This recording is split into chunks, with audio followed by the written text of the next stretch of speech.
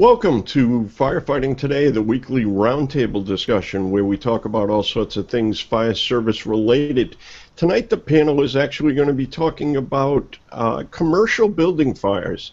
And anybody that's watching or listening for this video, if you don't have any large commercial structures, we're really going to be talking about the biggest building in your response district. If you're a small department, you don't have any large buildings, and we're going to kind of, in the first couple minutes, we're going to define, when I say commercial building, there's a couple of categories that we can get into there. But first we need to examine and have the panel introduce themselves, tell you a lot of familiar faces. So Rob, say hello, tell the folks who you are. Good evening. Rob Fling, First Assistant Chief with Dix Hills Fireman, Long Island. I'm a contributor with Firefighter Toolbox, as well as the founder of Face Peace On. Excellent, excellent. And if those of you who have not heard it, there is a podcast about Face Peace On, and Rob and I go on the problems of the fire service. So feel free to check that out and stop over at Face Peace On, the website. Kevin, say hello. Hi, Pete and everybody. My name is Kevin Burns. I'm a Deputy Fire Chief in the Framingham Fire Department, which is up here about 20 miles west of Boston. Thanks, Kevin. Great to have you here. Joe Starnes, say hello and tell the folks about yourself. Joe Starnes, Geezer 1 for Oak Grove Volunteer Fire Department. I am one of the project managers for Kill the Flashover. And glad to be here, Chief. Thanks for having me. Thanks. It's always a pleasure, Joe. Greg, say hello to the folks. A little bit about you. Hi, everybody. Greg Howard, Deputy Fire Chief for the Dashwood Fire Department, up here on Vancouver Island. It's the west coast of BC, in Canada. All right. Great. Thanks for being here, Greg. And for the viewers, if Greg has to dive out, he's actually on the duty crew today. So if we lose Greg midstream, it's because he's doing the real job. Frank, say hello. Hi, Frank Blackley from Wilmington, North Carolina Fire Department. I'm Assistant Chief of Administrative Services and have done other things, including Fire Marshal and Operations. Excellent. Excellent. Good to have you here always, Frank. Ethan, hello. Hey, Pete. Ethan Bansek, Lorraine, Ohio, student of the trade. Thanks, Ethan. Christine, say hello. You might be muted, Christine. Hi, everyone. Christine Saracino, EMT from Woodridge, New Jersey on the East Coast.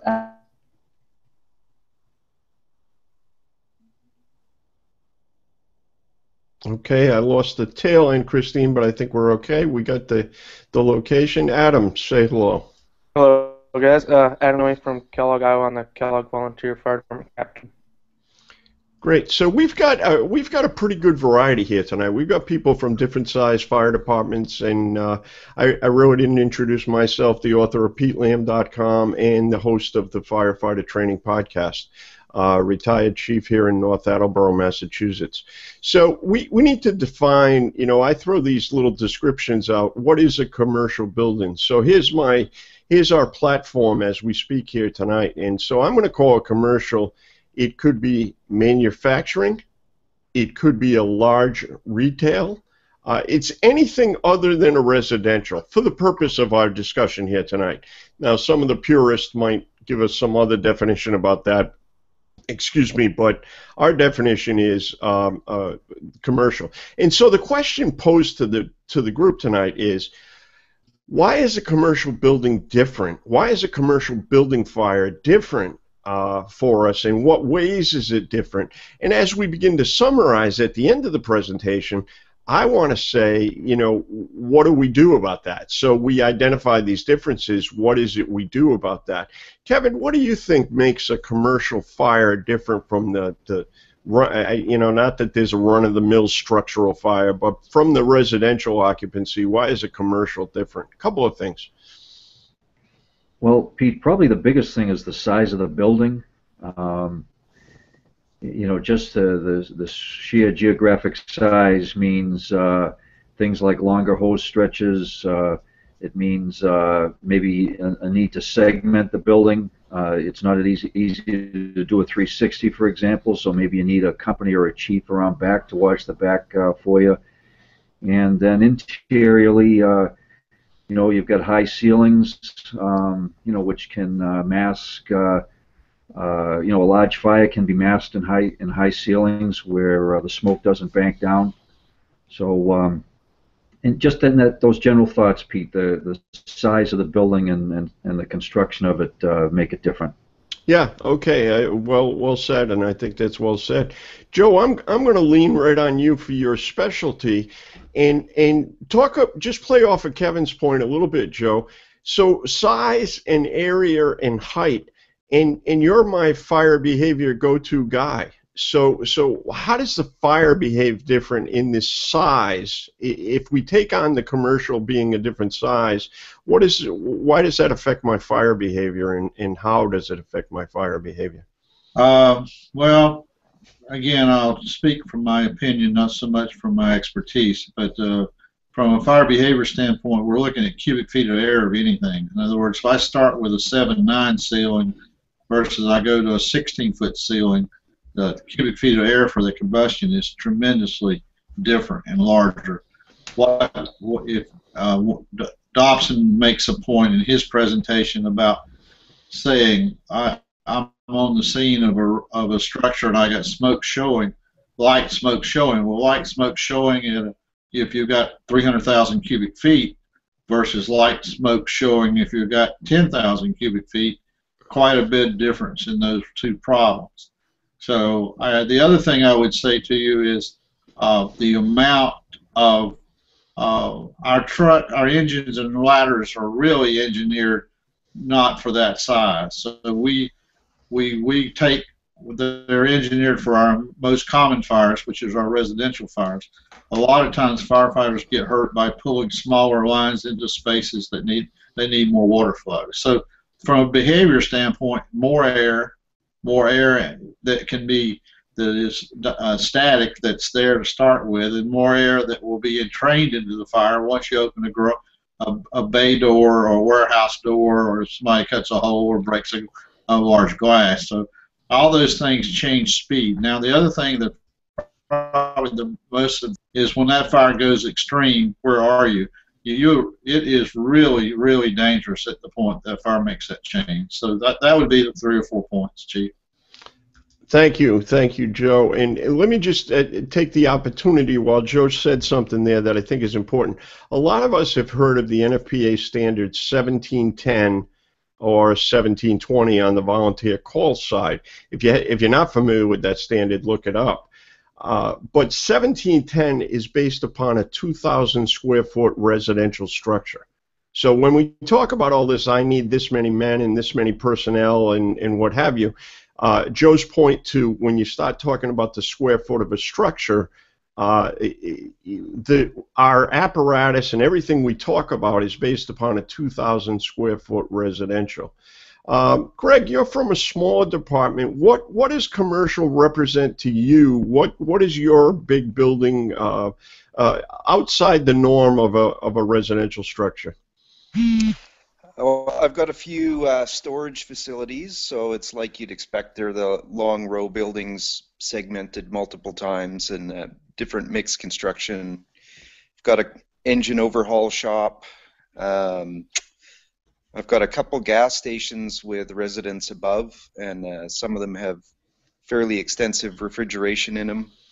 But as far as a big building, probably nothing over, except for the storage units, probably nothing over about 4,000, 5,000 square feet. Okay. And while we're in the 4,000, 5,000 square foot range, Greg, what are they building? Are they building any of what we call these McMansions, if you will? These large residential structures. Do you have any of those modern construction large residentials? I absolutely do, and the biggest problem for me is water supply and access. I have a bunch of waterfront properties with they're 800 to 1,000 foot single track driveways with significant elevation change from where I can pump forward from. Right, right, okay. So yeah, and you also kind of just alluded to another problem, and that is the water supply, right? That's the water supply situation. Frank, what's your large commercials like? Give me an example of what your large commercials like, and what kind of problems they encounter versus a residential. Well, I think it could be anywhere from a 500,000 square foot warehouse space that may be storing who knows what, to, of course, the mom and pop local businesses, strip centers down the street. Some of the issues that I think about are what's the accessibility? How can we get to the building? How can we get around it? Does it have any built-in protection? Does it have fire sprinklers? Does it have alarm systems? Um, what are my exposures? I mean, those are different things that I'm thinking about constantly. What's the risk? Is we talked about a minute ago about 1710. It's based on a residential structure fire. Well, what if I've got a high-rise that I'm dealing with downtown that is obviously going to take much more equipment and staffing than a typical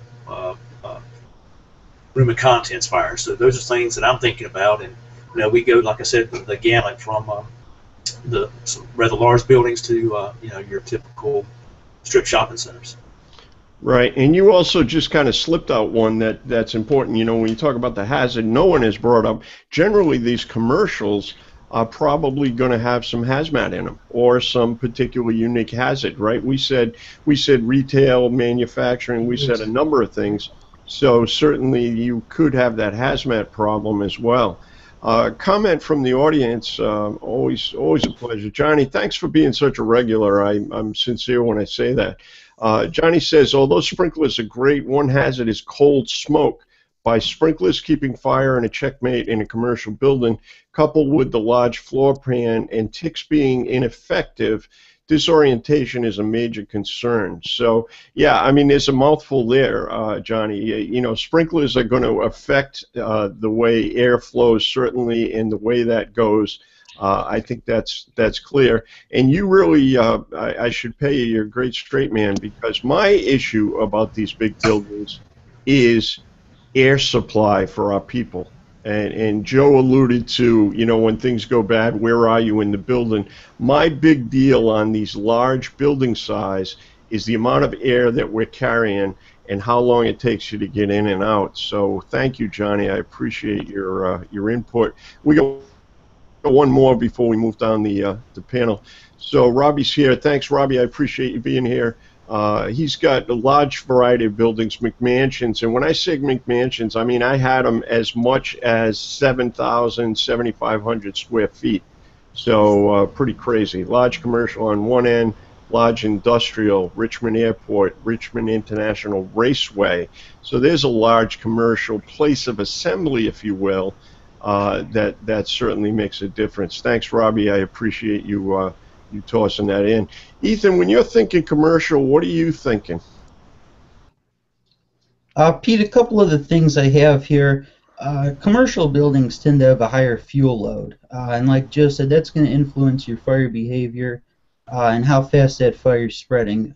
Another thing is ventilation. Ventilation is going to be much different on commercial as opposed to a residential structure. And another one I have here is the uncompartmentalization in larger commercial structures as opposed to residential, which is also going to influence your fire behavior. Right. It does all become about compartments here at some time or other. That's really where we're at is compartmentalization. Christine, you want to dive in, or you want to pass on this? Your thoughts about some of the bigger buildings you might have? Commercial is being two types. I mean, a lot of people have been talking about the large industrial buildings, manufacturing, hazmat, dealing with chemicals. But they're not. Hang on one second, Christine. I lost a little bit of audio. Did anybody else lose that audio? Yeah, I did. Yeah, so you said there are also, and then we lost it. It kind of cut out, Christine. So could you try that again for me? Oh, sure. Everyone's been discussing the large industrial buildings, and that's one type of commercial building. but they're also the small taxpayers. We have several of those in my town, and they also can pose a concern because, especially those with storage rooms in the back, we have a hardware store, rather an auto parts store, any taxpayer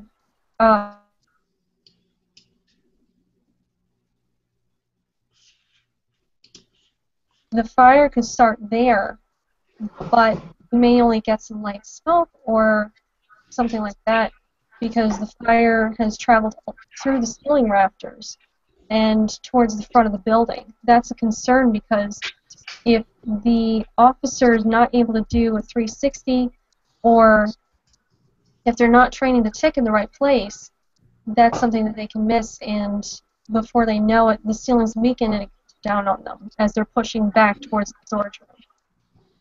Okay, good stuff, well said. Adam, what do you got? What are your issues, and what are your types of buildings that you might have? We do have a small tire service repair shop. Do have a gas station, a couple storage sheds in our little downtown business district. Houses the one of the bars, city clerk. We've also got a little small hair salon, and there's another, and then the museum. So we got a little bit of variety. The biggest commercial structure I would call is our grain elevator. They are concrete silos. That would be our biggest threat if we ever had anything. Yeah, and that's a whole series of problems in itself with dust explosions and potentials for that sort of stuff. So that's a good one. One more from Robbie, an additional comment from Robbie while we can. And he's talking about the mini cities, if you will, that have shopping, grocery stores, gyms, and residential mixed. So people do not have to even leave the area when they get home from work. Extremely challenging because it is in fact a mixed occupancy. And any of us that have commercial stores, I want to get over to Rob. We lost Rob there temporarily, but I want to get back to him. But any of these commercial stores, for example, I had this is one example, a Walmart store. And it was about 60 to 70,000 square feet, and they decided to make it a super Walmart, and now it's about 140,000 square feet. So when you start operating in buildings of that size, all of the things that we talked about so far become a little crazy. Frank even mentioned one of my shopping malls, one of my larger malls, was about 1.5 million square feet. So when you start operating in a building of that size, even though it's type 1 constructed and got some detection and suppression, there still are some challenges. Rob, what about your thoughts? We've covered some of it. What's the difference between the commercial fire and the residential from your perspective? It's a gray area sometimes because, Robbie Owens brought up, where I am, some of our houses are treated as commercial. Our first line when we start, we start pre-planning some of these houses we have is a 2.5. The fuel load, the construction, you name it. It's off to the races by the time we get there, and we really have to handle these as if it's a commercial building, because 1 3/4 inch where we would normally use for a residential fire, it's going to chase us right out of the house. Yeah, no question about that. So let's get over to a couple of things. There's some good stuff going on in the comments section. Frank, I'm going to toss it over to you for two things. You talked about the ability to inspect, and you also talked about pre-planning. So let's go down that path a little, if you don't mind. To me, I think is one of the things that we don't think about a lot of times, and we seem to find other things to do than actually get in our buildings and looking at what's in there. And we try to start building safety surveys. In North Carolina, unless you're a certified inspector, you can't enforce the code, but you can go in and tell them, okay, well, your exit light's out, your fire extinguishers haven't been inspected. Oh my gosh, you've got extension cords everywhere. So things like that. So getting the firefighters in the building is really where they need to be, because they're the ones fighting the fire. And I also talked about the ability to be able to inspect the building from an inspector standpoint, and looking for those code violations and the issues that we have. So trying to really bring that out and let, especially the people in the field, see that, because the inspector is not the one that's going to be fighting the fire. It's going to be the firefighters. And I think somewhere we have the same issues that people think, why am I doing this? Why should I do this? And why should I collect this information? Where does the information go? Do you have access to it on the fire ground? All of those things that we're still struggling with, and trying to come up with some solutions using GIS, and hopefully at some point here within the next year testing some use of tablets in the field, and being able to connect all that through our CAD system. So got some good things that are out there, but I guess the point is that that's one of the things that we really need to pay attention to and focus on. Absolutely. And just anybody wants to respond to this. Let me just go back to you, Frank, for 1 second. How are you doing pre-plans now? Are they paper copies? Does somebody actually do a sketch, or is it verbal? Verbal meaning, the FDC is in the right rear corner, Charlie Delta or something. How are your pre-plans kept right now, Frank? Some can be as elaborate as, I wouldn't say elaborate, but you can go on Google Maps and download or do a screenshot of the building floor plan. I mean, just the outside of the building, and you can pop in, where your hydrant may be, where your FDC is located. You have a Knox box or something of that nature. So we've got that along with a piece of paper. But like I said, some of the things that we got hopefully in the works is to have that accessible on their mobile computers, on their apparatus, because that's really where it needs to be. Not necessarily that the first engine in is going to be looking at that, but it's your second engine, third engine, your automatic aid companies, mutual aid. They're the ones that need to know that information, because they may not be familiar with that part of town. Right. Couple of quick things. Let me just run the panel very quickly, and then I want to get, Joe has got a couple of interesting comments that we need to bring up in chat. So, Rob, are you doing any pre-planning now? A full disclosure here, I was a little interested in Frank's discussion. That is actually what I'm doing for a living now, is GIS and pre-plan and building mapping and all that sort of stuff. So full disclosure, we'll leave the names out of it for the moment, but that is something that there are so many tools out there, and I work for one of those companies. What are you doing, Rob? What are you doing for pre-plans right now? We do send people out to do pre-plans for us. It gets handwritten on sheets. We have forms that we, fill in, and it comes back, gets entered into our dispatch software. So when we pop that address, the dispatcher can tell me when I go on the road, yeah, Chief, you have an alert, the pre-plan is up. I can call it up in my car, and if there's happens to be no chief on the road, it could be read off to the officer in charge via the dispatch system over the radio. Okay, good. Kevin, they can actually get pretty detailed. Excellent. Kevin, what do you got for a system? Anything? Yeah, Pete, we do walkthroughs and record the information, sometimes electronically, sometimes by hand, and then they're fed into our CAD system, so that they'll show up in dispatch, and it'll also show up. The apparatus have Panasonic Tough Books on them, and a lot of the building plans will show up there too. And Pete, if I could just make a quick point about the pre-plan, one of the things I think that it would be interesting when you do a pre-plan is the issue of what's the best position for a hose placement. I know everybody loves the classic, hose line in the front door for a variety of great reasons, but in a commercial building, and this kind of goes to your earlier point about air supply, you want to attack the fire at its closest point, so that might mean going in the back, especially if it's at night and it's an unoccupied structure and you don't have that primary means of egress issue. It might mean fire attack line up over a ladder. So I think when you're doing pre-plans, it's also a good idea to think about those issues. And when you get that fire, that's I think a real important issue. let's attack this from the closest access point, no matter where that might be.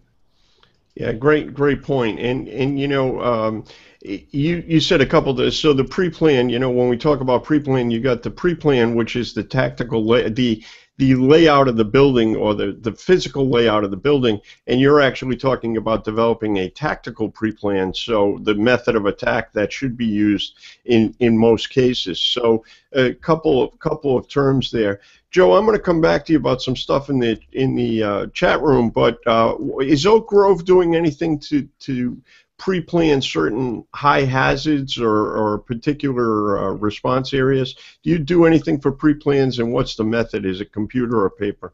It starts paper, and then key elements of that make it to the CAD, but it's all paper books. One of the challenges that any department has is, how do you turn pre-plan information into consumable, dynamic, as I need it information? One of the things that we did, you know, all an old geezer can do is talk about history and biology. So I'm going to talk history a second.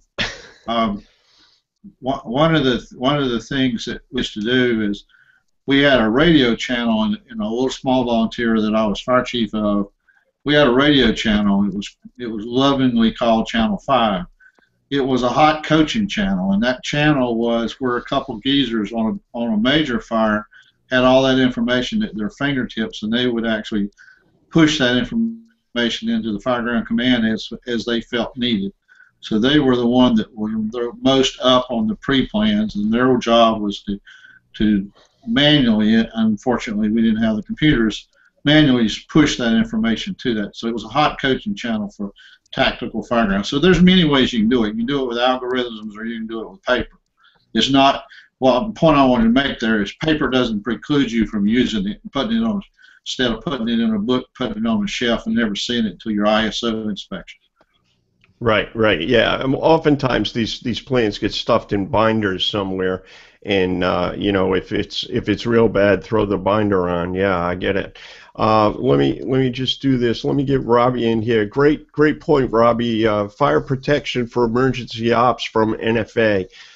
We've talked about this on the panel before many times. If you have an opportunity to get to the National Fire Academy, you really need to do it at whatever level you can do it at. And Robbie's talking about, he just took fire protection for emergency operations. It talks about fire department integrating with commercial building systems, so it's great for somebody looking for additional training.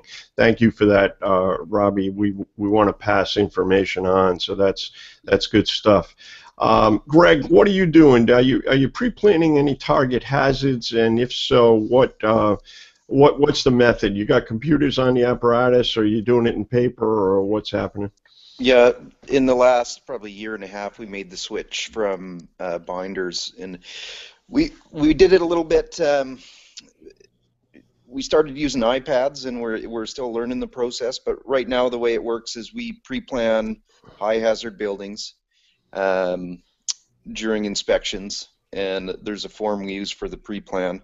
They're turned into a PDF, and they're stored on the iPad. When we get dispatched to one of those addresses, we've advised our dispatch center that there's a pre-plan for it.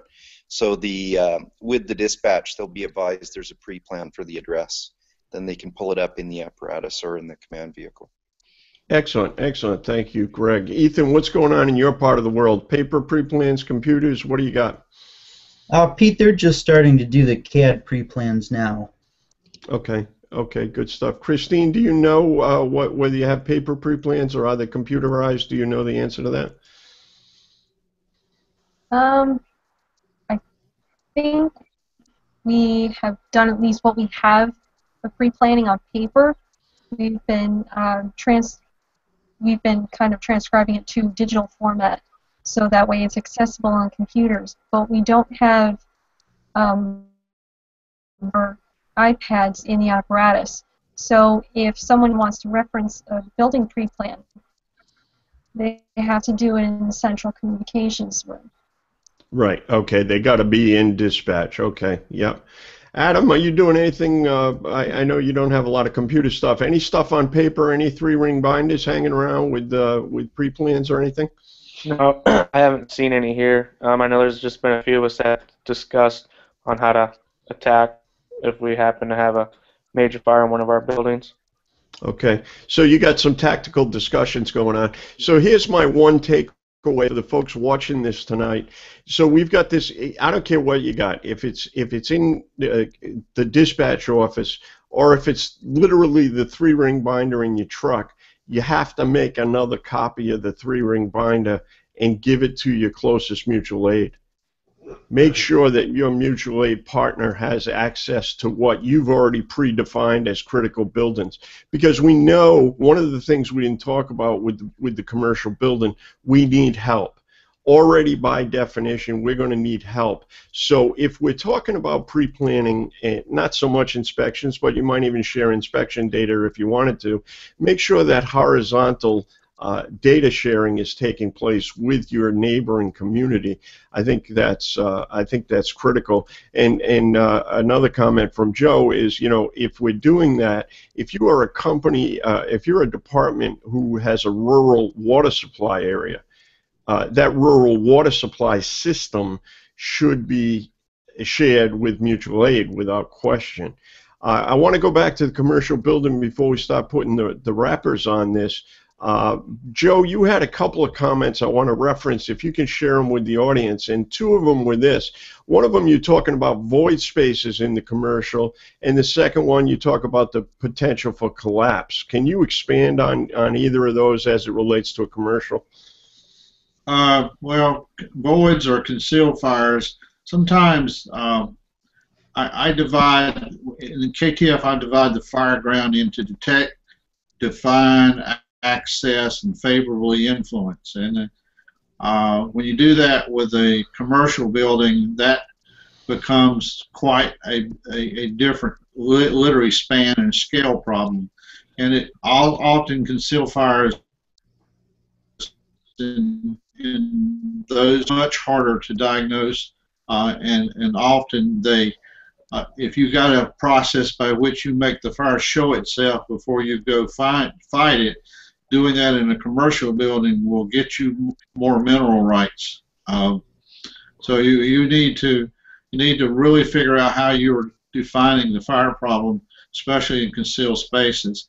Often the real tragic fires in those kind of buildings where we've had large line of duty deaths deal in that kind of problem, and then firefighters, by trying to define it or access it and then define it, they get themselves in trouble.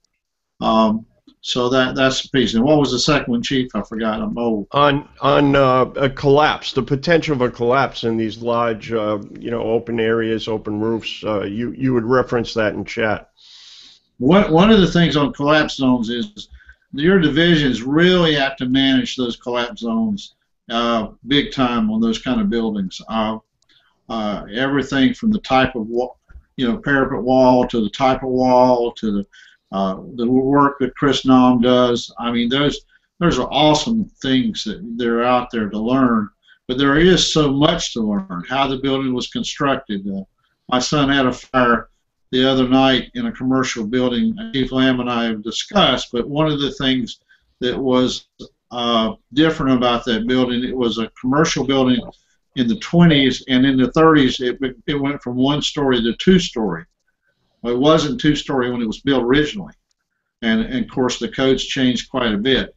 So collapse zones and the ability to be hit by something and have a traumatic injury in these types of buildings, they take on a new perspective as from our bread and butter residential fires, is what I would say. Thank you. That's good stuff. So let's swing it just slightly here, right? My whole purpose for living here is training. I'm about training. If you divided your training schedule into 100%, how much of your time is spent on hands-on training in commercial, large structures? I know wide area search is common. We teach that a lot. We do a lot of work on that. But how much are we talking about walking roofs, operating on flat roofs. If you had to give me a percentage, what would you say your current department's training is on commercial or industrial fires, Rob?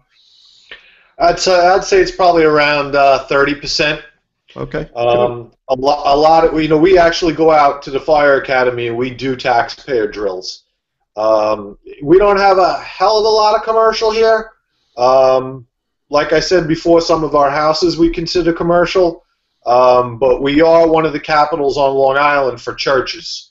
We have an awful lot of the houses of worship around here, and 2 taxpayers, and a set of college dorms. So that's about all we would consider commercial.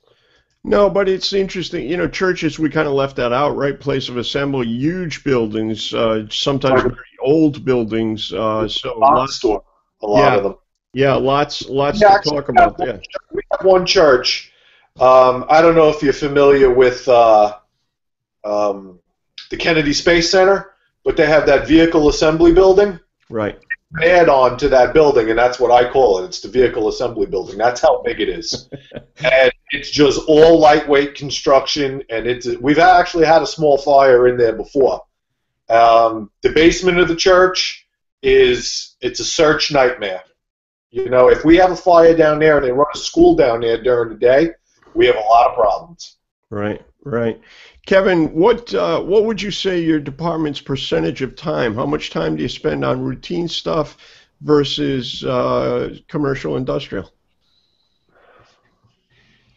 Pete, I'd probably go along with Rob. Maybe it's averages 30%. I think it's probably a little heavier in terms of pre-planning. I think we spend a little bit more time in the commercial buildings, walking around and making notes and such. But the actual tactics, probably not as much.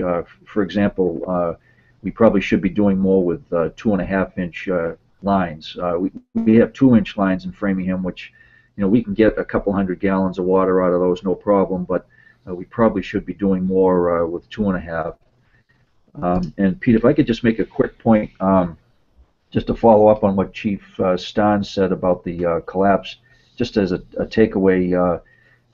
I think it's important to be very careful about taking a hydrant that's in front of a commercial building, just for that reason.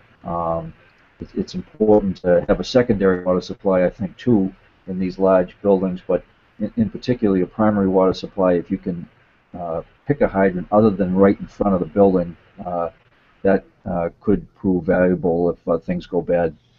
Yeah, excellent point. Greg, as the new and improved training officer, newly minted training officer, you don't have a lot of commercial industrial, but how would you say your time is spent? Do you do any work on that right now? Well, not specifically for commercial, but we do drill on taking the deck gun off and ground mounting it, supplying water to it, and drilling with the 2.5. Yeah, well, you know what? That's all good. That all ties right in. So that's excellent. I love to hear people say that they're training with taking their monitors off their truck, because there are times when you need that, and everybody's looking at one another, wondering what to do next. So I applaud you for that one, Greg. Certainly. Frank, what would you say? How much time does the department spend training residential versus commercial? What's your guess?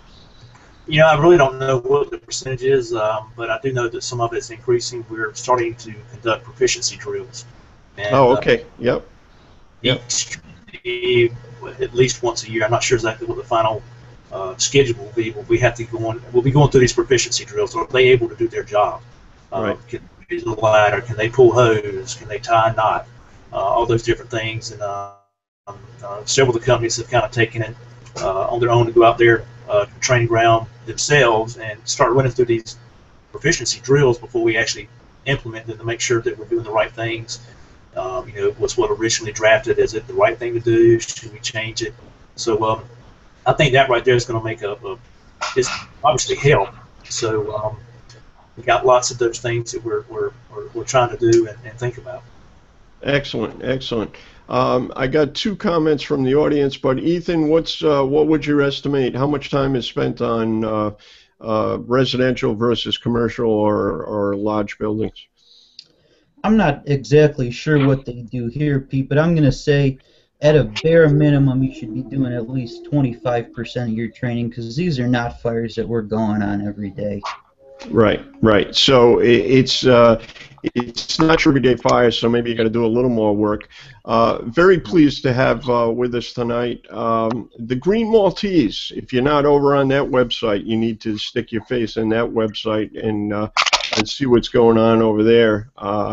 Consider the loads and load paths, especially in commercial, because of the bigger spans and added loads depending on the occupancy. So when we're talking about, occupancy here, he's not talking about the number of people. He's talking about the type of facility. Is it manufacturing? Is it, one of my deals here in the Northeast, right? We have old mill buildings, right? Heavy equipment was on these floors, large weightings. So thank you very much for that. I appreciate you being here, certainly. So thank you for that. And a question for the panel. I hate it when Johnny's here. He's trying to stump the panel, So we'll have anybody that's ready to answer this dive in. Johnny wants to know, what's the panel's thoughts on RIT when it comes to commercial building, the makeup, etc. Well, let me kind of go off on that a little bit because I have some firm opinions. So a RIT team is probably at a minimum 6 people. In most small departments, that's 2 companies, 2 3-man companies. So you're talking about 6. Because of the size of these buildings, and I think we've alluded to size, Kevin opened that door early on. What's your travel time for a RIT? So, you need a minimum of 2, and I'm going to say in some cases you might need 3. And the reason I say that is because of the travel time. We've learned with the Brett Tarver incident that was about a 12-person rescue. And we almost have the bucket brigade theory of RIT, where a crew is going to locate, a crew is going to, engage, disentangle, and begin to get out, and then may hand off to a 3rd crew. Now that was a large-scale supermarket. So I think and when I say that, I don't say that like I'm reading a book or I'm a nitwit here. We don't. I'm talking about capturing 18 personnel in case firemen are in trouble. And I understand the magnitude of what I'm saying. That's a very, very significant issue. That's just Pete's opinion.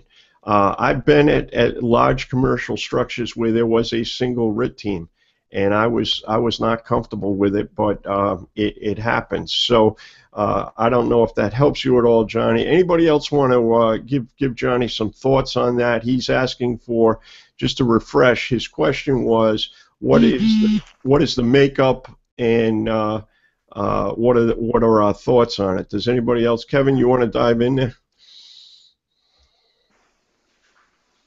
You have to dive in, Kevin. I called upon you. It's a rule.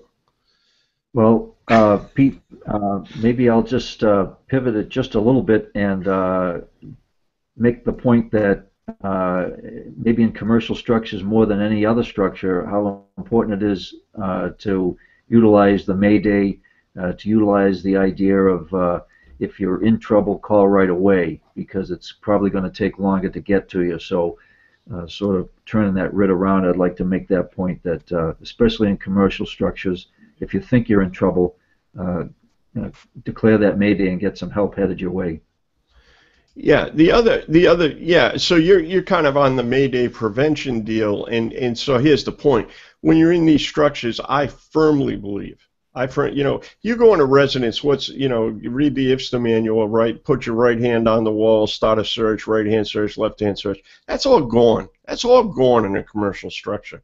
So you either need to be on a hose line, or you need to have a rope lifeline with you. And unless you've trained with operating on a rope lifeline, that thing can be a better entanglement than it is to help you. So I agree with Kevin in terms of, prevention of the Mayday is maintaining your orientation and being seriously paying attention to your air supply. Orientation and air supply in these structures, in my opinion, is one of the more critical. Frank, you got anything you want to add in that regard? Makeup of the RIT team in these 100,000 square foot buildings. I think we struggle with most departments, of having enough staffing on scene to do an effective job, because you're talking about a completely different ball to deal with, and doing it effectively is difficult. Unless you're really a huge department, it's hard to get that amount of people. Yeah, it's no question. I agree that we're all challenged by sizes, but is it not our responsibility as a commander that, I got to keep calling until the colors of the license plates change, right? I got to get people from another state if I have to do what I got to do to keep my folks responsible. Comment from the audience. I knew if we talked enough about RIT, we'd drag Robbie back out of the thing. You need several RITs on a commercial, multiple sides, maybe a forward RIT, high-rise, stage them on floor below. Absolutely. That's a great point, Lieutenant, is staging your RIT team in a better place. Even in a large commercial, can you, if the fire's in the rear warehouse, can you get them in a safe position in the store, maybe protected by fire doors or what have you? Excellent point. Joe Starnes, do you have any thoughts? I don't know how you feel strongly about this or not. In terms of fire attack and RIT teams, should they have a thermal camera with them? I mean, do you have any thoughts on that? Yeah, you've been reading the notes, haven't you, Chief? Make your point for the audience, Joe. I think it's important. In commercial buildings, I'm kind of this way about anywhere, but you ropes the highway, you tick as your GPS. How many line of duty desks can you go back and find where just knowing where to go and knowing what's in front of you and knowing where your heat's at and knowing where to shield yourself, defend yourself from the heat. You don't have to. A lot of times, making it all the way back to the engine by knowing couplings is not real. You can't make it that far. Sometimes you got to defend yourself. There's more ways to survive an event than simply making it out the hole you went in or a secondary hole you made to get out of. So ticks are extremely important. They're undertrained, underutilized. People they say things like they take up too much time, as they don't allow you to be aware. That's people who hold them up and watch TV on them, as opposed to people who use them tactically. There are just lots of things about that we need to get much better at. You'll find officers and crews above the first floor, and you won't find the tick with them, and they left it on the apparatus. That is, my father used to say, "Son, I can't do much more than say that was stupid, Joe." He didn't try to explain it. But if we've got the piece of equipment, and that's what gets us out of trouble or keeps us from getting in trouble, then I think it's smart to have it there. That's the point.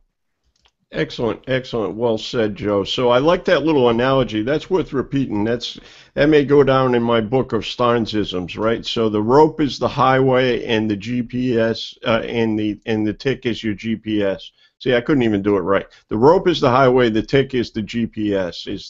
Is the takeaway. Another comment from talking about it.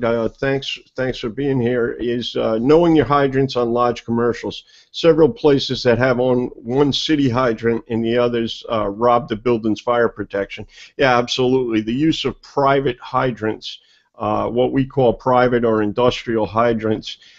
They're only going to steal from your sprinkler system in many cases, and really getting out there and knowing and understanding your water supply on these large structures is critical. I mentioned the mall that we had, and there was a full-scale, large-scale fire pump which needed to be, operated, supported, would auto start, it would do some other things, but knowing what is going to supply the existing suppression system is important. So thank you for that. I appreciate that.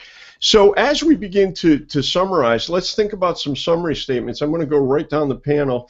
Going to start with you, Adam. We have talked about a ton of stuff. We've talked about size. We've talked about the cubic feet of air. We've talked about hazards. special hazards, collapse hazards, fire and void spaces, being oriented, the amount of air supply, all of those things. So what do we need to do as members? What are we going to do after tonight's session? Hey, we watched that Firefighting Today show.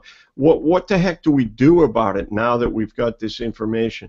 Adam, what do you think are some prudent things that a department can do after listening to this to differentiate? How do we get better by this? We're firefighters on the panel, and we've just described a litany of problems. What are some things that we might have as takeaways to help people with this? Adam, what are you thinking?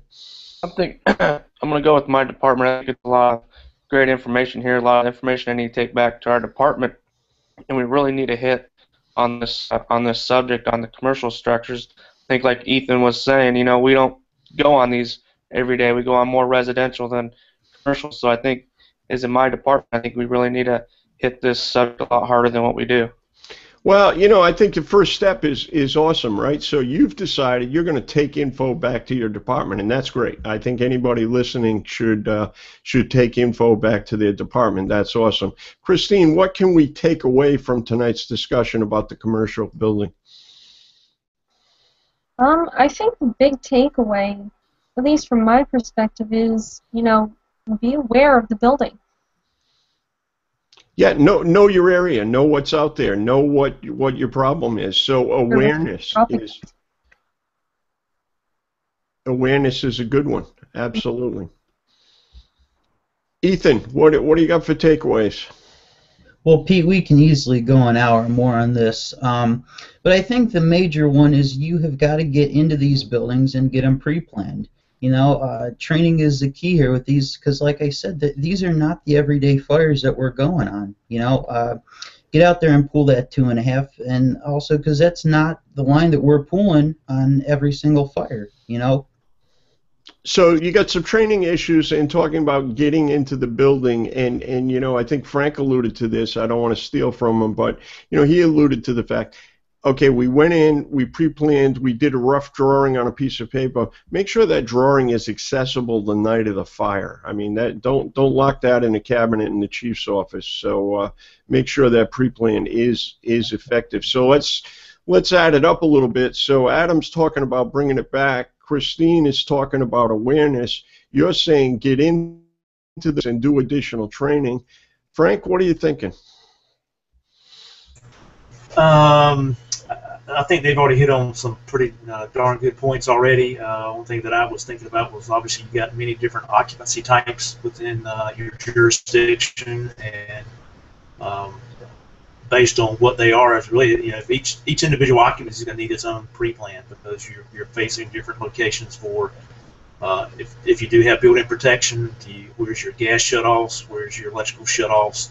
All of those things that you have to start thinking about when you're dealing with large commercial buildings or small commercial buildings. It doesn't really matter what size it is. Yeah, absolutely. When Frank is talking about utilities in these large buildings, you're securing the electrical power, and there is a 14 kW generator out and back that's designed to protect this building, and you've secured utilities and the generator kicks on. So knowing all these critical infrastructure, as Frank described, is certainly another one, no question. Greg, go ahead, Frank. One of the comments when you're talking about the utilities, but with so much information technology in buildings now too, is that where's that equipment located? Sometimes you may not have fire sprinklers in there. You may have some type of a clean agent system, which is going to pose a completely different threat to us than a fire sprinkler.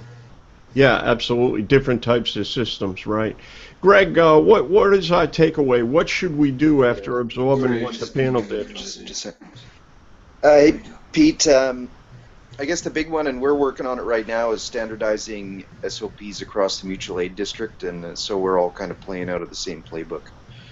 Yeah, sharing with mutual aid is huge, no question. Joe, a couple of quick takeaways. What do we do after this discussion tonight? I'm a viewer and I'm watching this show. What do I do about it after? I think pay attention would be good for me. I wrote down just a couple notes, Chief Lamb. First thing I wrote is commercial building hope is not a plan. So I hope we do a good job. It's not a plan. So all the things we've said about planning and about evaluating and walking and being aware, all those things, because the exceptions are the ones that hurt us or kill us. The other thing is always have two views. Always have an optical view and always have a thermal view. You're going there because of a thermal reason, so have a thermal view. You have an optical view and a thermal view. The other thing I often have said is, how many houses can you stick in that building you just went to, and how many lines would you take for that many houses? So if I can put 5 houses in that building, would I take my 1 3/4 off the engine and run inside? No, I don't think so. Pay attention to time. Time is critical. It needs to be benchmarked and accurate, and not only that, air management and what we're doing, and that is critical. Never extend inside a commercial building beyond your normal lay length. If your normal lay length is 200 feet, don't go past 200 feet unless you can hold that spot with another line. That's as far as you can protect. If you go 400 feet in that building and you do that without water supply and a resource at 200, you're in trouble. You're asking for trouble. Not to mention if it doesn't fall on you in the first place, the physics don't get you. So just don't treat it like it's your everyday fire, because it's not. And watch out for collapse. And that's mine. Excellent, excellent. Kevin, what do you got? Pete, a couple of quick thoughts. I always try to get the guys to use the word commercial in their brief initial report. I think that's a good idea. Also, to note your location as part of your radio transmission, I think is helpful. And maybe the last thing, Pete, just the classic question, is everybody out when we get there? Try to determine that life safety profile. And the other classic question, are things getting better or worse after a certain period of time, and adjust tactics accordingly. Yeah, excellent stuff, Kevin. And actually, the piece I was going to bring into it is what you just mentioned. Think about this. We're there to protect life and property. Trying to figure out how many people are coming out of that Walmart store, who's an employee, who's self-evacuating and leaving. I mean, this is depending on time of day of the call, if it's in the middle of the night, it's less of a concern. But if you have one of these as an occupied or even a large manufacturing, how do you account for the life hazard that may be in there? So it's great point, Kevin, certainly. And we got a last one here from Green Maltese, who was, again, there's a little delay when we do this, but talking about that whole RIT operation, and the discussion is need the RIT altogether. Don't go deeper than your 200, which is usually as most can go with enough air to get back. Again, that's a takeoff on Joe.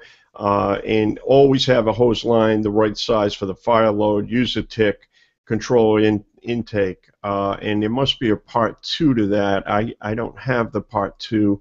But again, thank you for those. And to those watching, you need to get over to the Green Maltese website for sure. So I think that's where we're going to leave it tonight. We've covered a bunch of stuff. I think Ethan hit it on the nose. This was a great panel. Time flew by, and I think if folks want to hear a little more about that, send us an email, and we'll do a part 2 on this, or we'll go a little farther on this, because I think we hit some pretty good topics, and I also think that we gave you enough information to be able to go back to your department, and again, the purpose of this panel and these roundtable discussions is to generate thought, generate discussions, and I think that's what we did here tonight. So we would ask you to next week, just a quick poll of the panel. Next week is a holiday weekend. Do we postpone for the Columbus Day weekend? Folks may be away. Do we postpone for that, or should we have a session? Quick thoughts, anybody? I'll be around that. Some folks will be around. Okay, so let's say that we will be here next week, next Sunday evening at 8 p.m. Eastern Time. And again, these things live on forever on YouTube. So if we record a show, we'll have it here for the folks on YouTube. So thank you everybody for being on the panel. Thanks for those that viewed and participated. We really appreciate it. And we'll see you again next week at Firefighting Today, the weekly roundtable discussion, 8 p.m. Eastern Time. Take care and be safe.